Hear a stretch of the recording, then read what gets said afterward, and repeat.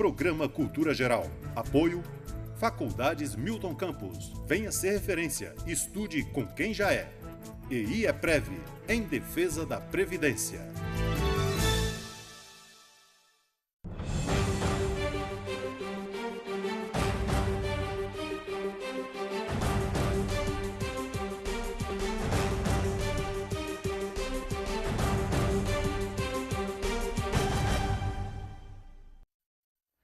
Muito boa tarde, começando agora mais um Cultura Geral. Deixa eu coçar minha orelha aqui, né, que eu não cocei antes de começar o programa.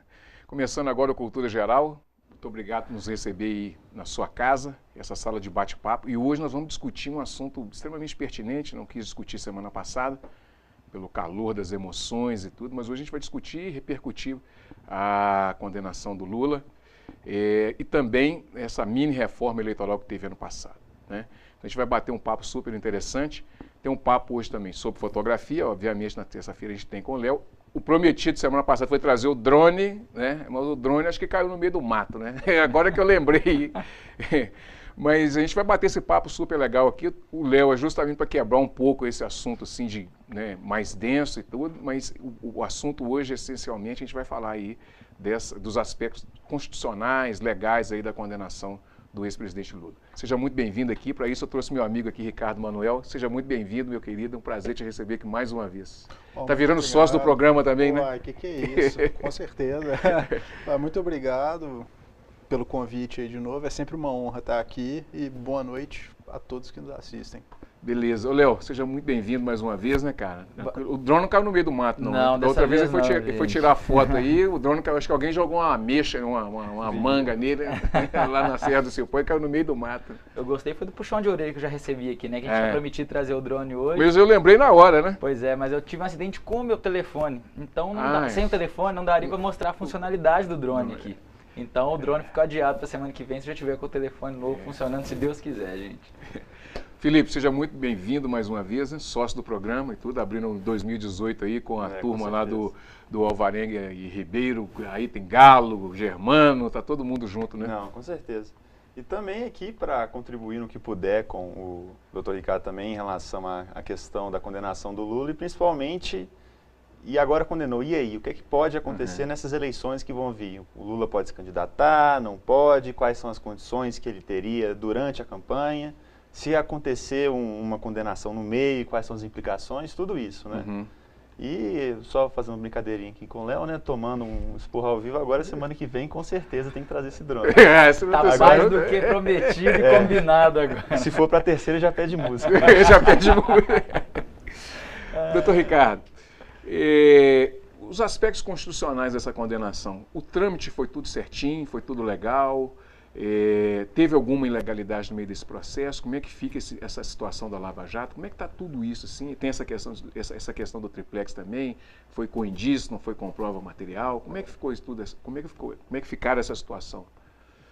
Bom, dar um palpite sem ter tido acesso aos autos é um pouco arriscado, mas eu vou fazer algumas leituras de alguns elementos que saíram na mídia e com base nas decisões, eu acho, que foram publicadas e algumas das quais eu tive acesso, né? Primeiro, com relação a essa caça às bruxas, eu acho que se iniciou nesse processo de tentar limpar o Brasil da corrupção, né?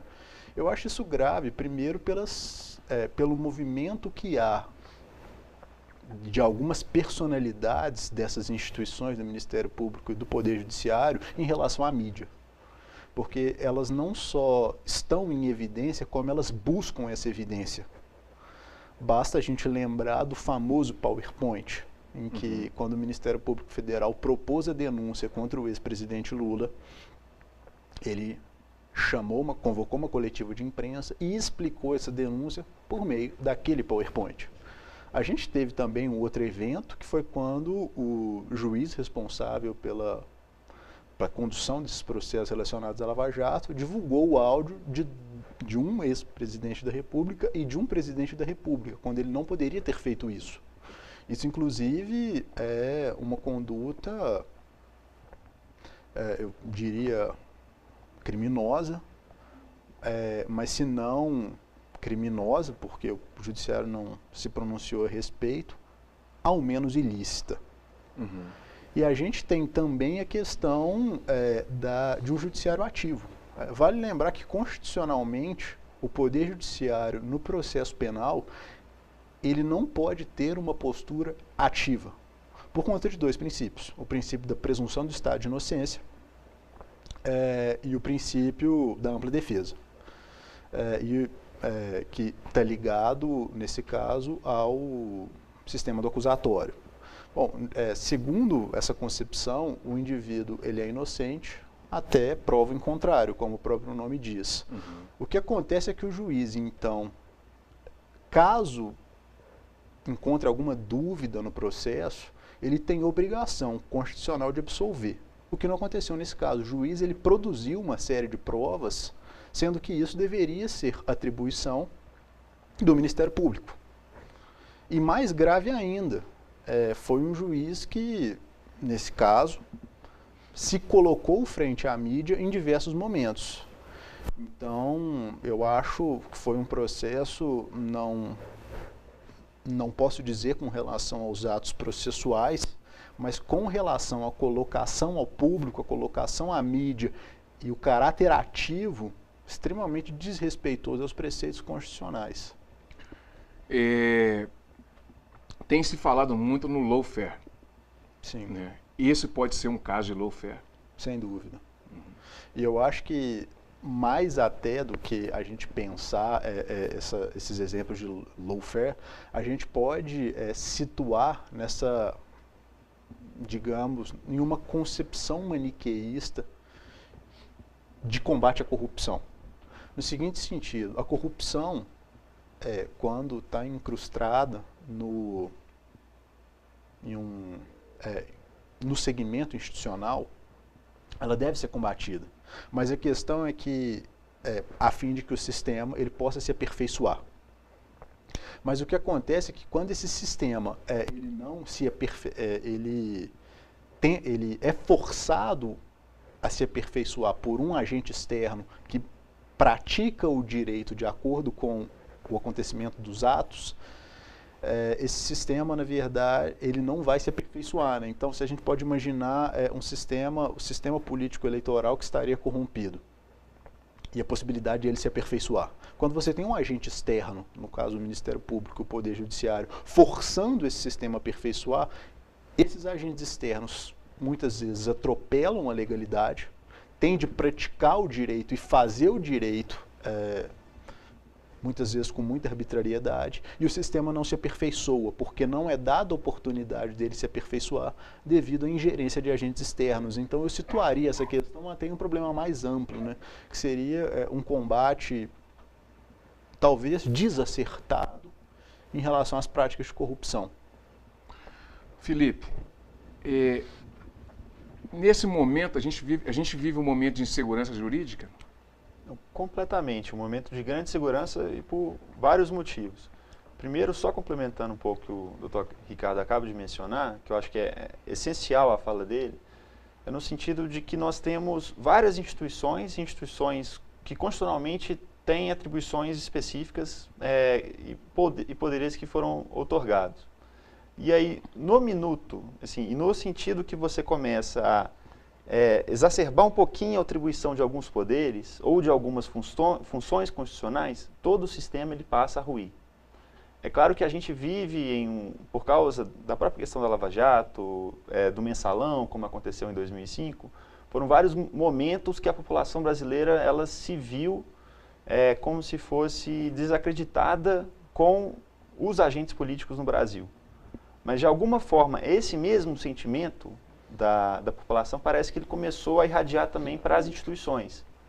Então, hoje a gente vê um Ministério Público, muitas vezes, bastante atuante contra agentes políticos de maneira geral. Às vezes, algumas simples irregularidades, algumas questões que poderiam ser melhor resolvidas numa seara administrativa, ou mesmo com uma melhor gestão do bem público, mas que não seria, por exemplo, ilícito, às vezes são tratados como ilícitos e casos gigantes de corrupção. E toda vez que as instituições começam a trabalhar dessa forma, o próprio sistema começa a ruir, pois o descrédito começa a aumentar. E aí, cada vez mais, a gente tende a procurar soluções rápidas e que muitas vezes é aquele barato que sai caro. Que às vezes a gente quer resolver o problema tudo em cima da hora, fazer aquela limpa, retirar fazer até um termo que eu gosto muito, que um professor da UFMG que usa esse termo. Ele não gosta desse termo do combate à corrupção. Como se a gente fosse pegar uma espada e num campo de batalha começar a cortar a cabeça dos corruptos. Ele entende que a gente tem que compreender muito mais formas de controlar ela, né? E de fazer um controle da gestão pública e da máquina pública. Principalmente por essas instituições para evitar essas inseguranças. Porque até se não queria adiantar muito essa questão do Lula ainda, se ele vai poder concorrer ou não concorrer, mas já colocando na conclusão do que eu afirmaria, essa questão do Lula hoje, sendo pré-candidato do PT, ela já vai causar uma grande insegurança, não só jurídica, pois ainda não tem ao certo, assim, dependendo de qual momento o Lula poderia ser efetivamente condenado, quando que ele poderia ou não concorrer, se isso seria possível ou não, mas principalmente política. Principalmente um candidato que está apontado pelas pesquisas até então como o favorito e que tem a maior margem de votos. Mas isso a gente passa um pouquinho mais para frente que eu explico mais detalhadamente. Tá certo. Ô Léo, colocando você nessa seara, nessa conversa aí, você como cidadão, assim, que não tem acesso ao direito, assim, tecnicamente, né, como operador e tudo, como é que você vê toda essa situação? Assim? A gente estava até conversando antes do programa começar aqui a respeito disso, né? E eu vejo da seguinte forma, eu acho que existe 2 pesos e 2 medidas para várias situações que envolve todo esse contexto, né? E a gente estava até no final de semana agora com uma turma de amigos discutindo sobre a condenação e a gente vai por várias áreas, né? Uns com teor mais político sobre o assunto, outros menos, mais sobre a decisão, mas eu acho que, como o Dr. Ricardo falou, houve algumas escorregadas no meio do caminho para que esse processo fosse conduzido, né?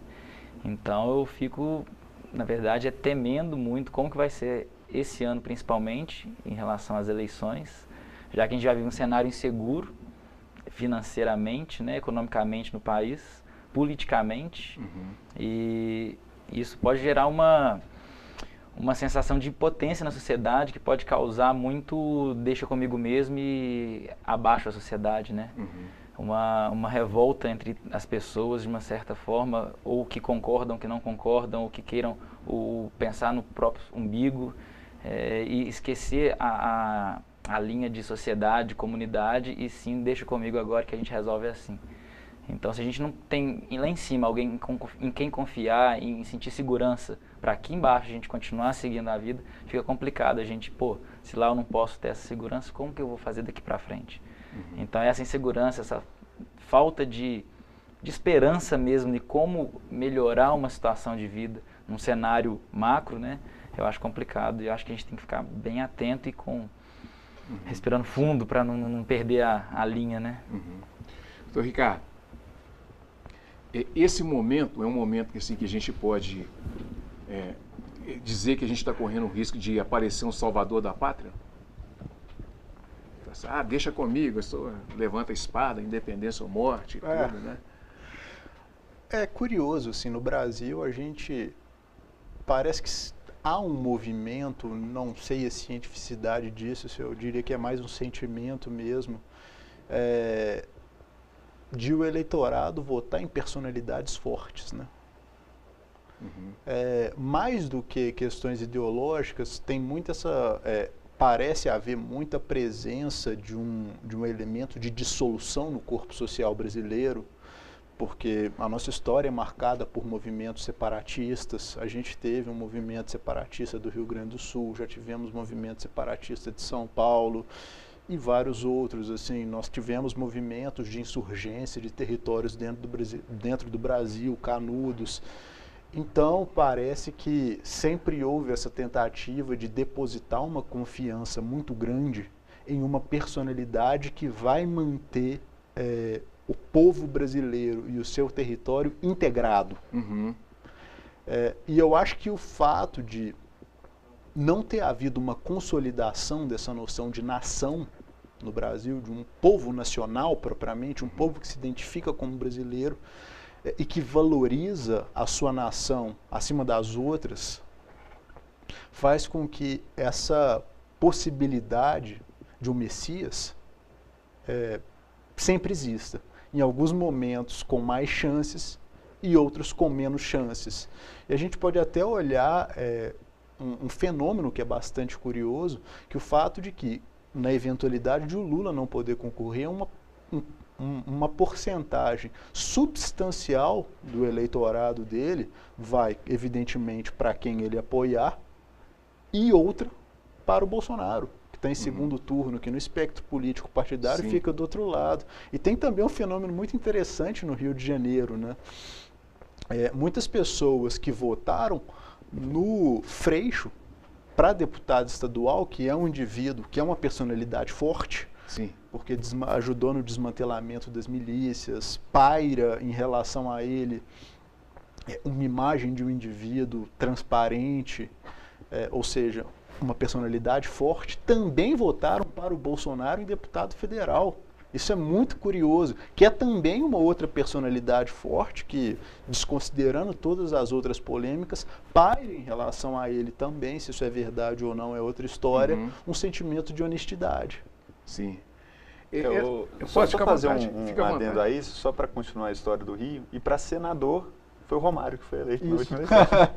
Só personalidades fortes lá no Rio. Só personalidades fortes. É interessante, isso está muito ligado assim, ao contexto histórico brasileiro, né? Assim, Sem que dúvida. é essa coisa não só do Salvador, mas também assim, da questão da baixa autoestima, né? Você acredita que isso é trabalhado constantemente psicologicamente assim, na sociedade brasileira? A gente não conseguir ter dentro desse espectro nacional essa personalidade mais forte assim, de ser brasileiro e tudo? Eu acho que isso é um pouco fruto assim, de não ter havido no Brasil um processo de decolonialização, né? E haver um abismo entre as classes hegemônicas e o restante da população. Então você cria uma situação em que algumas pessoas no Brasil desfrutam de um status de vida, eu diria, próximo ao europeu, e uma grande massa da população não, para dizer o mínimo. Sim. Isso faz com que essas classes hegemônicas que estão no topo não queiram abrir mão de seus privilégios e mais lutam para que esses privilégios não sejam estendidos. E, por outro lado, essas pessoas ligadas às classes hegemônicas não têm um sentimento de nação, porque muitas vezes se identificam com outros povos que ela acha que se assemelha mais a elas, e com isso, por ter pela educação no Brasil não ser libertadora, no sentido do Paulo Freire, do termo, fica um pouco difícil de estender um sentimento nacional para o restante da população. Isso cria esse sentimento, ou essa ausência de um sentimento nacional. Pode ficar à vontade. Eu vejo uma passividade muito grande nos brasileiros em relação a tudo que é de interesse comum. Quando é interesse próprio, cada um vai atrás daquilo, corre atrás daquilo de alguma forma. Quando é por interesse em comum, é muito passivo. A gente pega o exemplo, por exemplo é ótimo, né? A gente pega o exemplo de quando o governo obrigou todos os veículos a terem um kit de primeiros socorros.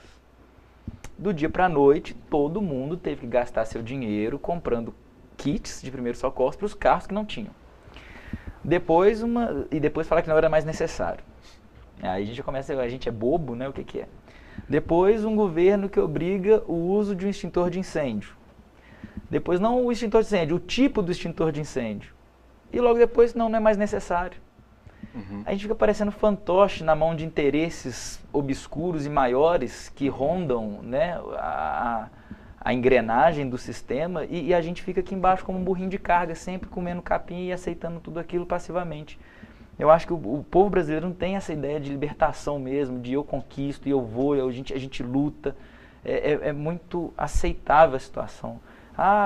Teve aumento do combustível, tá? Vamos trabalhar um pouquinho mais, então vou pagar isso. É muito passivo a situação para o brasileiro, eu vejo dessa forma.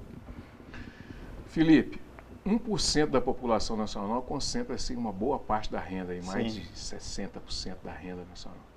Isso te assusta? Não? Não, com certeza. Saiu, você está falando nesse dado, saiu acho que até um mais alarmante ainda, foi da revista Forbes. Na verdade foi não lembro qual revista, mas pegaram os dados da revista Forbes em relação a isso. Que hoje no Brasil a gente tem um número de bilionários, né? As pessoas têm muita renda. E os 5 maiores bilionários no Brasil atualmente, 3 deles, salvo engano, eles fazem parte do grupo da Ambev. Um é aquele brasileiro que fundou o Facebook, o outro, o quinto, eu confesso que eu esqueci. Mas o dado que assusta é o seguinte, eles concentram a mesma renda do que 50% da população mais pobre. E pensar que 50% da população brasileira, a gente está na casa de 100 milhões de pessoas. Então a gente faz uma equiparação de 5 para 100 milhões. Uhum. Então, envolvendo esses dois assuntos, tanto que o Ricardo mencionou e o Léo também. Hoje, no Brasil, a gente tem uma questão da desigualdade que ela é uma barreira para várias questões que a gente possa colocar. Inseguranças políticas, inseguranças jurídicas, inseguranças econômicas.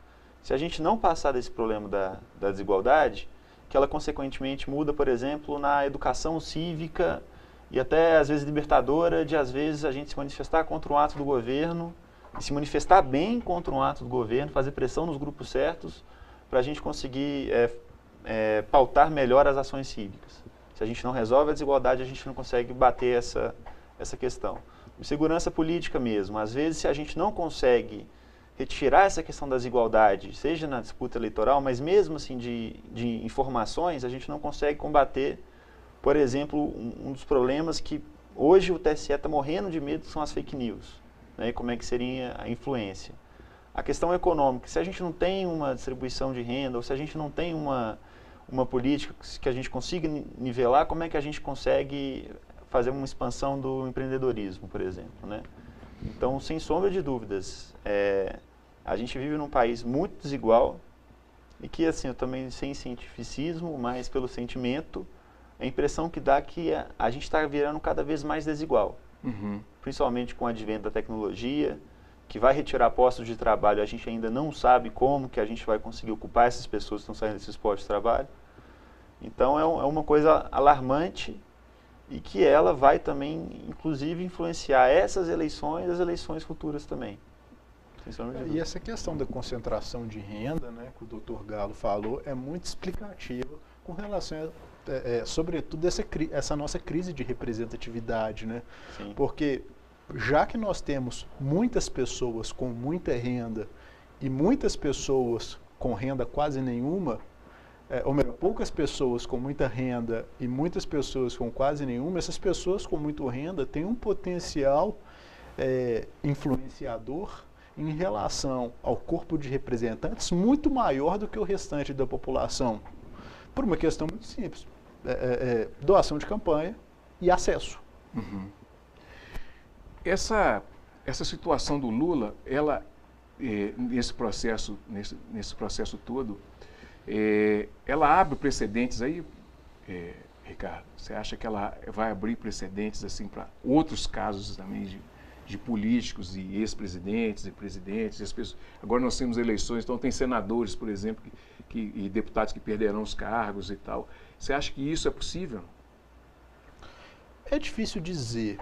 É difícil falar de antemão, porque o que me pareceu, eu não sei se todos vão ter a mesma opinião, foi que havia um movimento voltado e articulado para conseguir provas contra o ex-presidente Lula.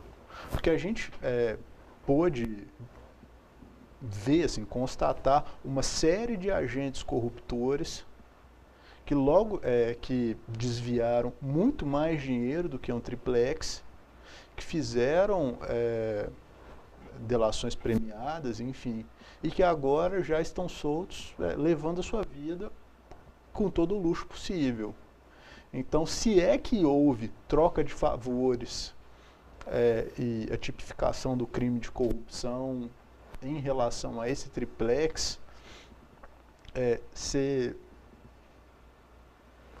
paira um certo sentimento de impunidade, não com relação ao ex-presidente, mas com relação a todo o custo de impunidade que houve para que se chegasse até ele, se é que chegou. Como disse, o processo é bastante duvidoso em vários elementos. A visão internacional desse movimento todo descredibiliza o Brasil, você acha, Felipe? Não, de certa forma, isso sim. A gente tem, na verdade, essa fragilidade das instituições políticas brasileiras, ela já vem sendo um certo fator de descrédito de várias instituições internacionais já faz um bom tempo.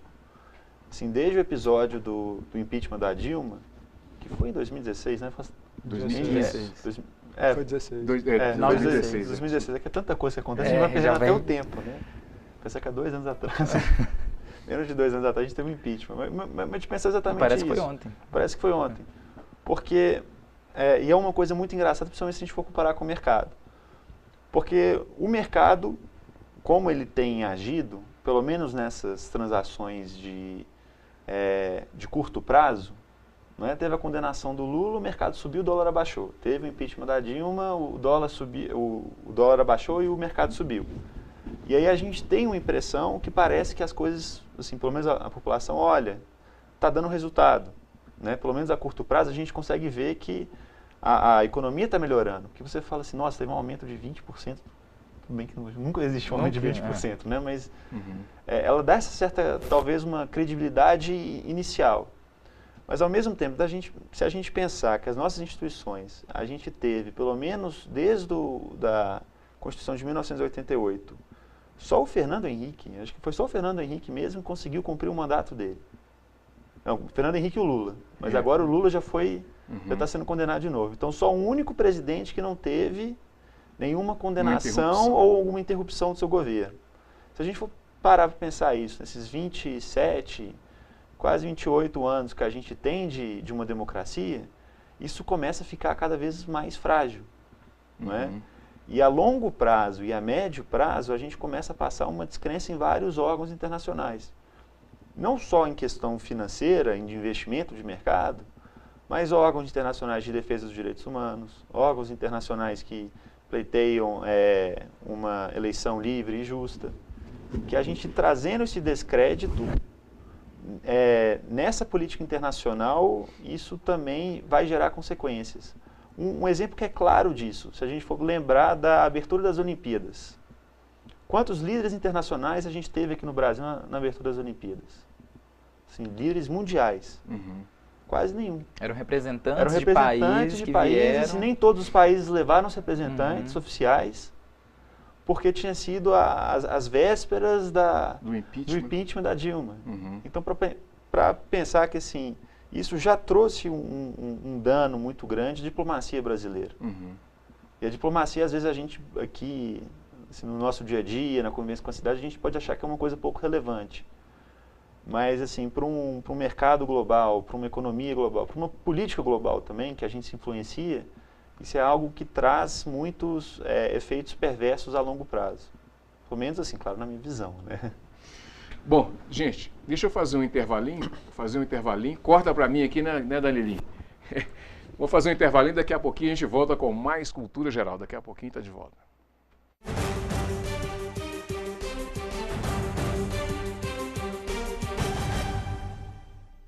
Apoio Faculdades Milton Campos. Venha ser referência. Estude com quem já é.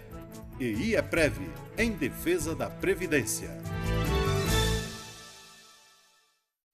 Faculdades Milton Campos. Tradição em ser referência. Vestibular 2018. Inscrições abertas para Direito, Administração e Ciências Contábeis. Para saber mais, acesse mcampus.br/vestibular.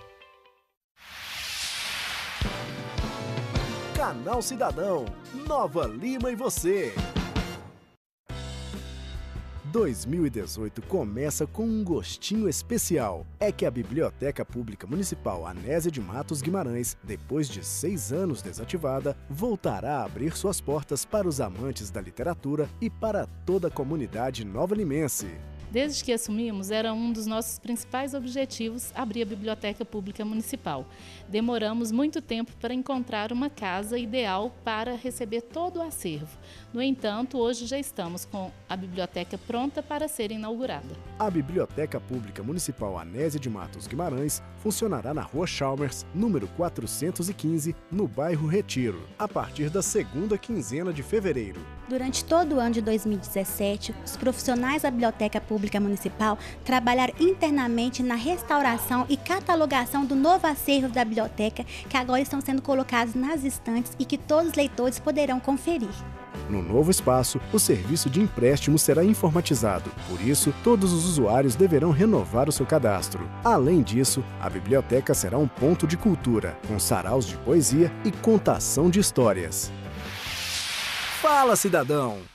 As mães que têm filhos que já desde 1995 que frequentavam a biblioteca desde que eu comecei, ficam perguntando, eu quero levar minha filha lá. Eu falei assim, pode trazê-las que nós vamos reabrir. Nesse ano de 2018 é um prazer, né? Ver a biblioteca reabrindo para o público, né? Atendendo a população de Nova Lima. Saiba mais sobre as ações da Prefeitura em nosso site www.novalima.mg.gov.br, nas redes sociais Prefeitura de Nova Lima Oficial e no jornal A Cidade.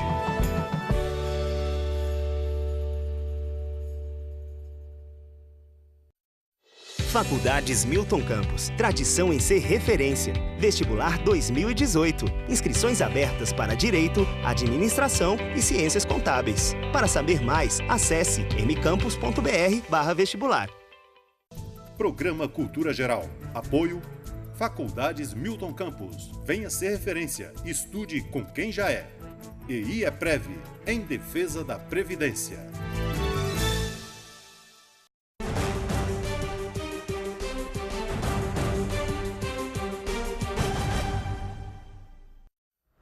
Muito bem, voltando com Cultura Geral, agora a promessa vai ser cumprida agora.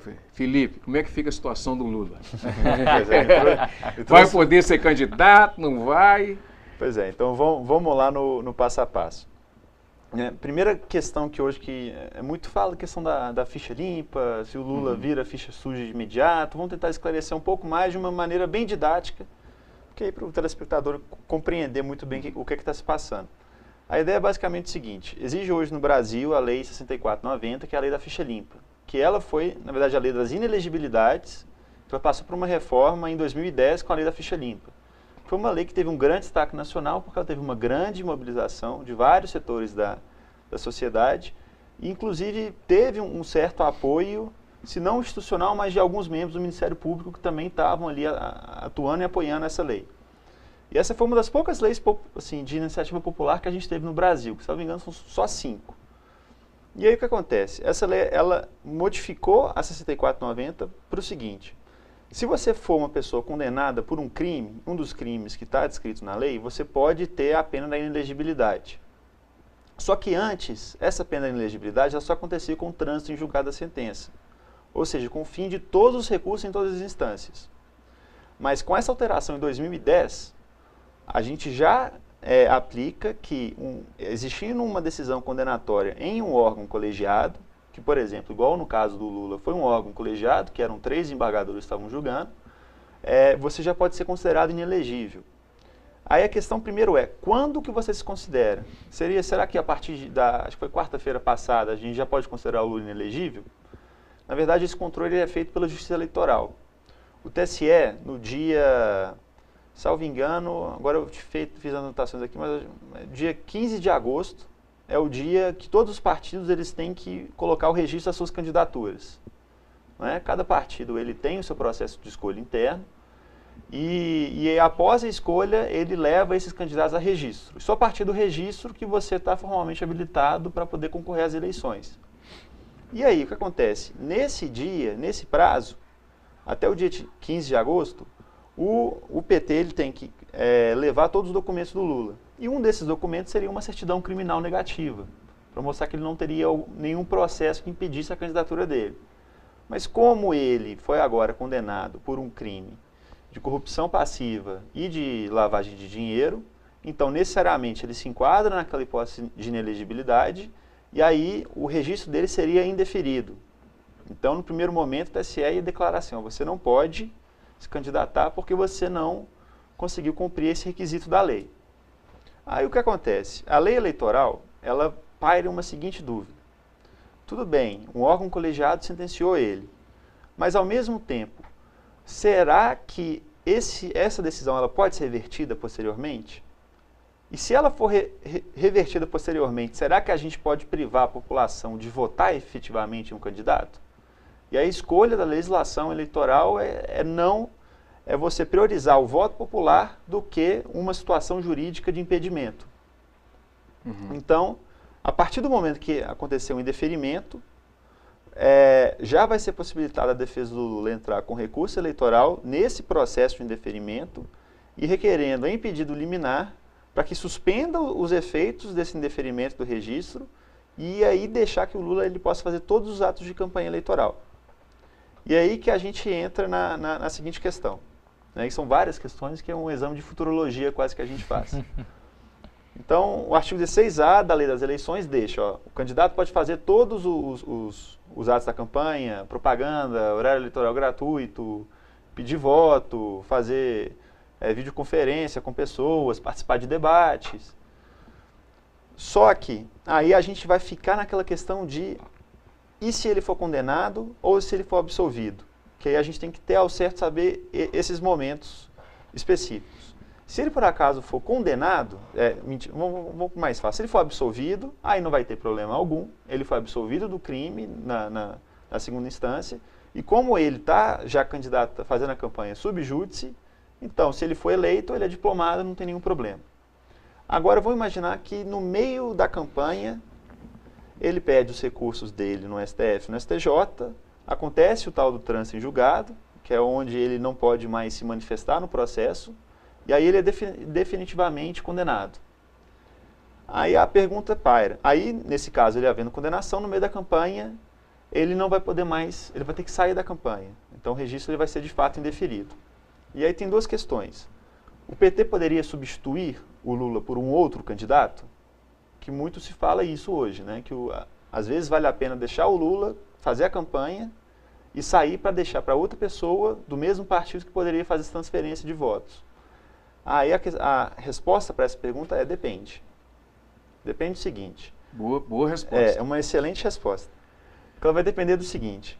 A partir do momento que você ou cancela o registro, você desiste dele, ou tem esse fato externo, como o trânsito em julgado do processo, você tem 10 dias para você poder alterar o seu candidato. Então, se o PT cumprir essa data de 10 dias e lançar um outro candidato, então o PT vai ter assegurado um candidato à presidência. Mas esse prazo de 10 dias, ele tem um teto final. Porque o que o legislador eleitoral ele preocupa bastante? Que você não pode fazer essa substituição aos 45 minutos do segundo tempo. Você não pode fazer essa substituição do candidato no dia anterior às eleições. Porque senão você vai confundir o eleitor. O eleitor vai ficar confuso. Achou que ia votar em alguém, mas está votando em outra pessoa. Então eles colocam uma data de 20 dias antes das eleições, antes do dia das eleições, para você poder fazer essa mudança. E essa data, ela é no dia 17 de setembro de 2018. Então, se vier a condenação antes do dia 17 de setembro, o PT pode mudar a candidatura. Se vier depois do dia 17 de setembro, aí ele não pode mais. Fica sem candidato. E fica sem candidato. E aquela questão da insegurança jurídica e política que eu falo. Imagina que insegurança seria isso. O partido que levou o nome mais forte para as eleições, pelo menos até as pesquisas do momento, simplesmente vai ficar privado de lançar um candidato às eleições majoritárias. Isso é uma grande segurança. E agora, outras questões ainda. E se o processo não se encerrar, se o processo continuar, e o Lula ganhar as eleições? Ele pode ser diplomado ou não pode ser diplomado? E aí a gente bate em uma outra tecla.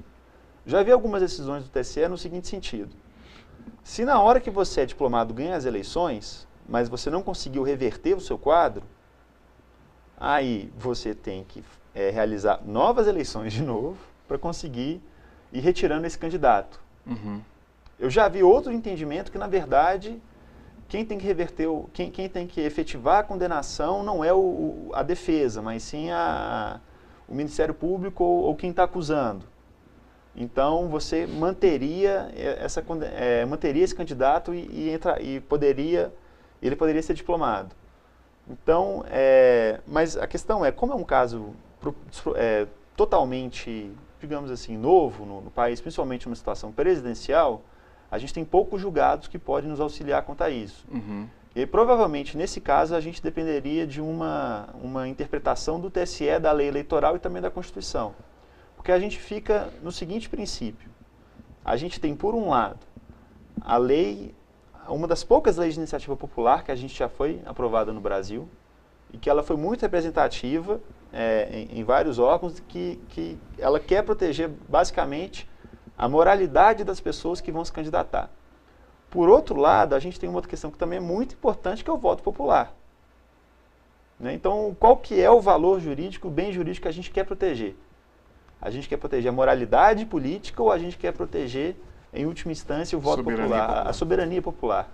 Isso é uma pergunta que, assim, você pode fazer pós-docs à vontade sobre isso. Isso é um assunto que não iria se encerrar na academia, mas que provavelmente o TSE e o STF vão ter que enfrentar de uma hora ou outra. Vai ter que... Se isso, eu estou falando só o se, né, hoje. Não aconteceu o trânsito em julgado, que é muito difícil, da defesa do Lula em processo nos tribunais superiores, tanto no STJ ou tanto no STF.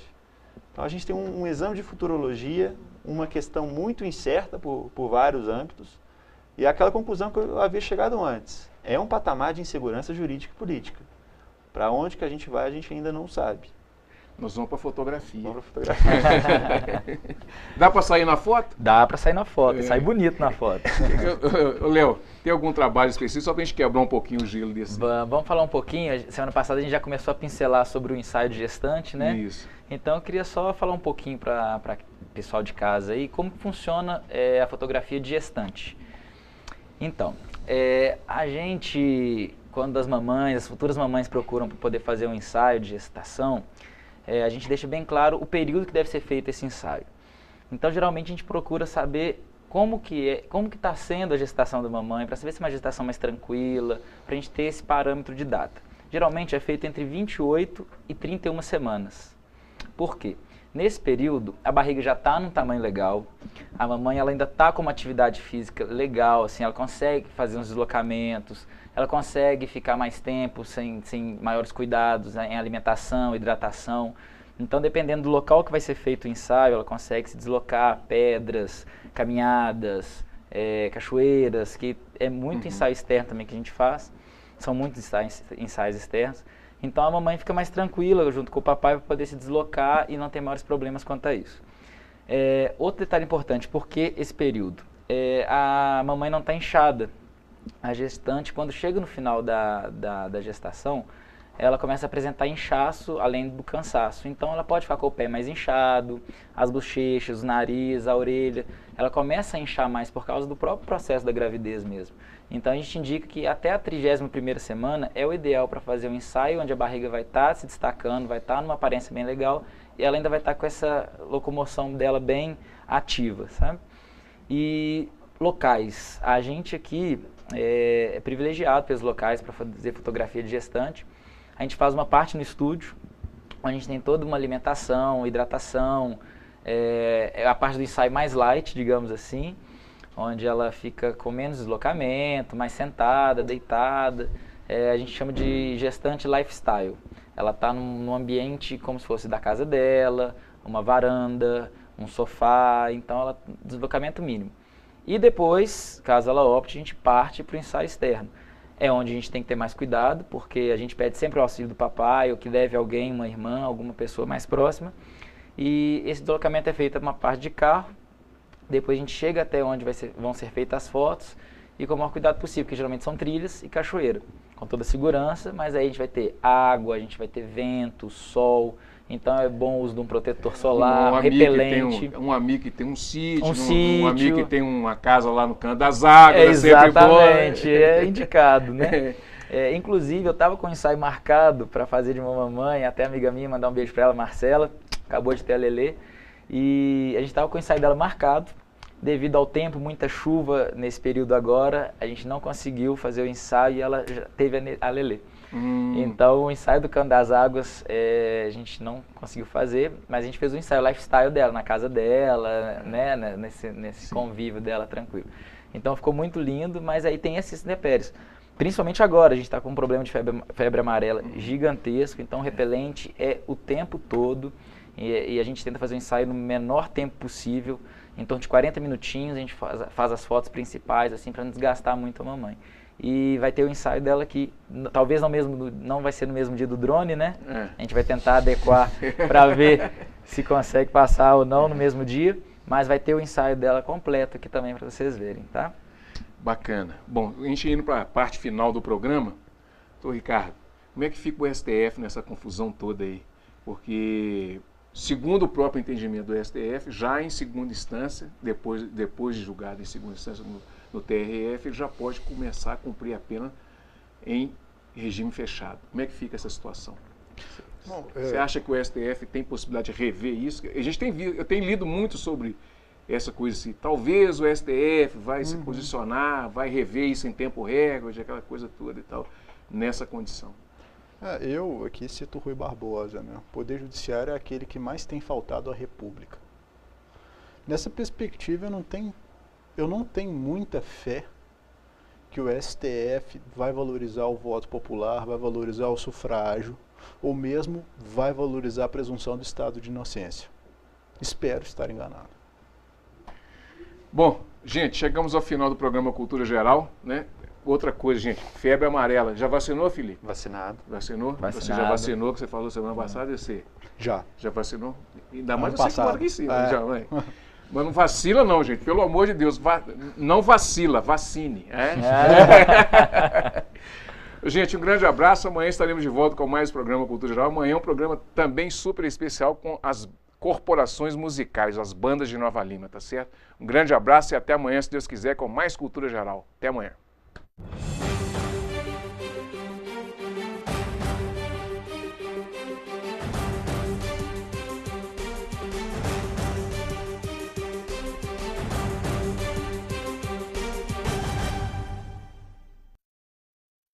Programa Cultura Geral. Apoio Faculdades Milton Campos. Venha ser referência. Estude com quem já é. EI é Prev, em defesa da Previdência.